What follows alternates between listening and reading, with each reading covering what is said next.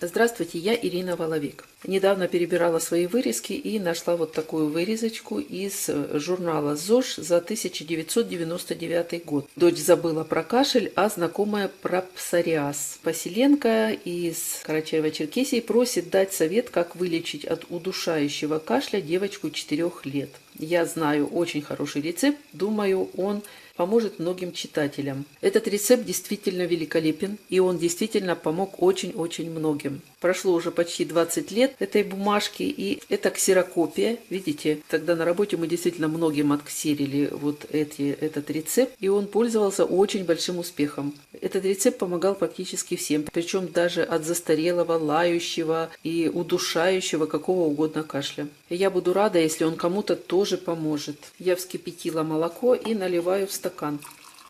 И по написанному следую. Итак, вскипятить 1 стакан молока и сразу же в горячее молоко добавить и размешать в такой последовательности. Это важно, в какой последовательности добавлять продукты.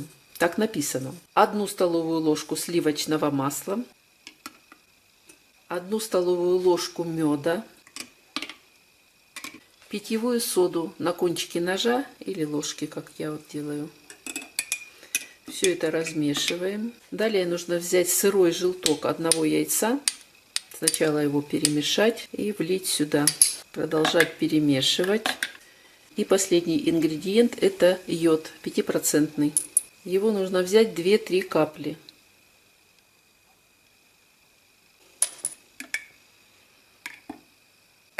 И коктейль готов. Он получается очень приятный на вкус. Детям пить по полстакана 3 раза в день в теплом виде, а взрослым по стакану. И пить до тех пор, пока кашель не уйдет. Кому-то, может быть, и 2 дней достаточно будет, а кому-то и побольше. Если кашель застарелый, то, естественно, дольше придется полечиться. Будьте здоровы, до новых встреч!